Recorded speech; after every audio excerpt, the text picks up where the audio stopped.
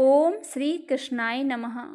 हिंदू धर्म में कृष्ण जन्माष्टमी का पर्व बेहद हर्षोल्लास के साथ मनाया जाता है।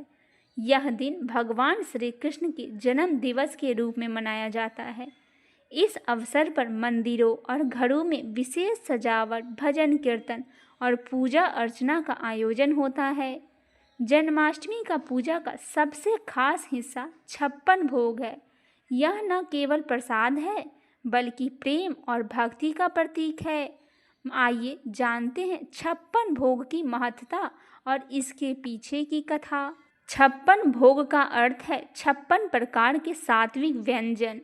इसमें कई प्रकार के मिष्ठान, तरह तरह का नमकीन, फल, अनाज और दूध से बनी खास चीज़ें शामिल होती है।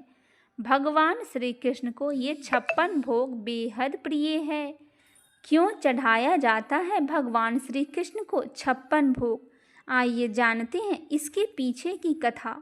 पौराणिक मान्यताओं के अनुसार ब्रजवासी हर वर्ष देवराज इंद्र को प्रसन्न करने के लिए एक आयोजन करते थे ताकि साल भर अच्छी बारिश हो। एक बार बाल्य अवस्था में श्री कृष्ण ने नंद बाबा से इसका कारण पूछा। नंद बाबा ने बताया कि यह पूजा इंद्रदेव के लिए की जाती है। तब श्री कृष्ण ने प्रश्न किया, बारिश के लिए केवल इंद्र की ही पूजा क्यों की जाती है? हमें तो गोवर्धन पर्वत की पूजा भी करनी चाहिए, जो हमें अन्न, फल, सब्जियां और पशुओं के लिए चारा प्रदान करती है। श्री कृष्ण से ऐसा सुनकर इंद्रदेव क्रोधित हो गए और ब्रज में भीषण वर्षा शुरू कर दी, जिससे बाढ़ जैसी स्थिति पैदा हो गई। ऐसे में लोगों की रक्षा के लिए श्री कृष्ण ने अपनी छोटी उंगली पर गोवर्धन पर्वत उठाकर सभी के उसके नीचे शरण दी। कहते हैं कि 7 दिन तक पर्वत को उठाए रखने के कारण श्री कृष्ण ने कुछ भी नहीं खाया था। बारिश रुकने के बाद ब्रजवासियों ने भगवान के आभार स्वरूप 7 दिनों का उपवास की भरपाई के लिए 56 प्रकार का व्यंजन बनाकर अर्पित किए थे। तभी से यह परंपरा बन गई कि श्री कृष्ण जन्माष्टमी के दिन 56 भोग चढ़ाया जाता है। 56 भोग में क्या क्या होता है?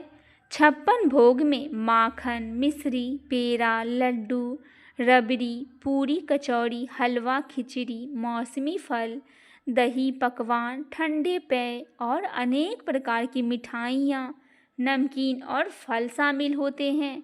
ये सभी व्यंजन सात्विक और भगवान को प्रिय माने जाते हैं।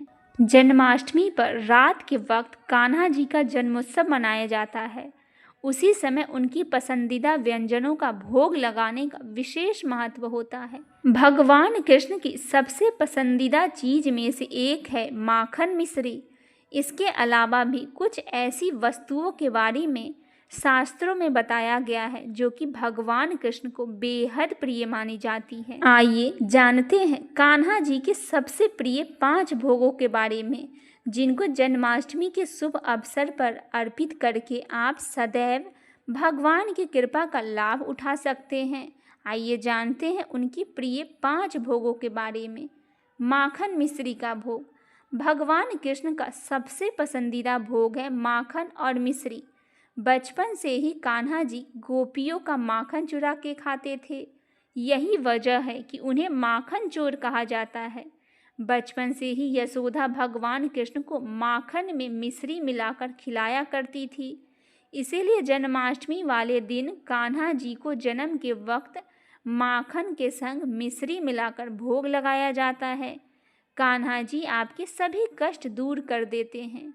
चावल की खीर का भोग भगवान श्री कृष्ण को चावल की खीर भी बहुत पसंद है।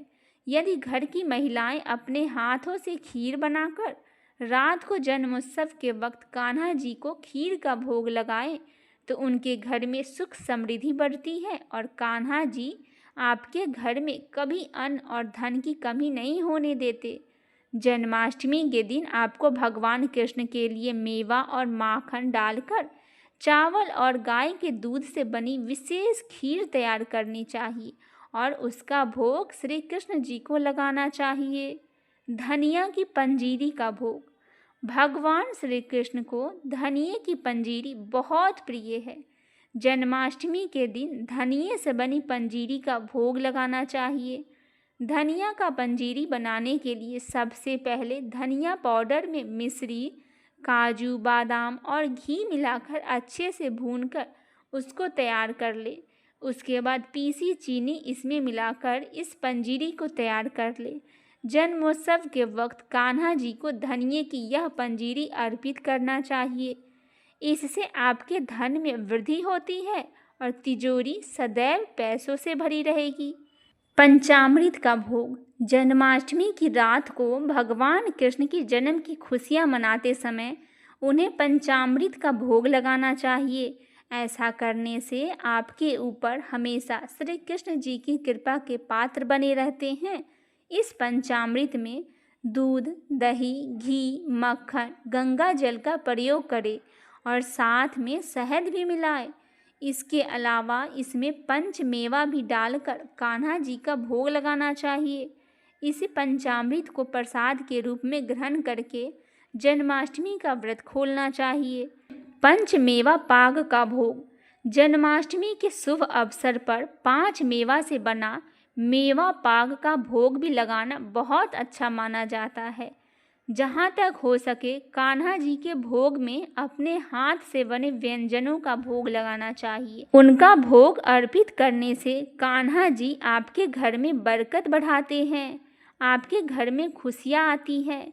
कान्हा जी को अपने हाथों से बनाकर माखन, मिश्री, पंचमेवा, मिठाइयों का भोग लगाएं और कान्हा जी की कृपा दृष्टि का पात्र बने रहे।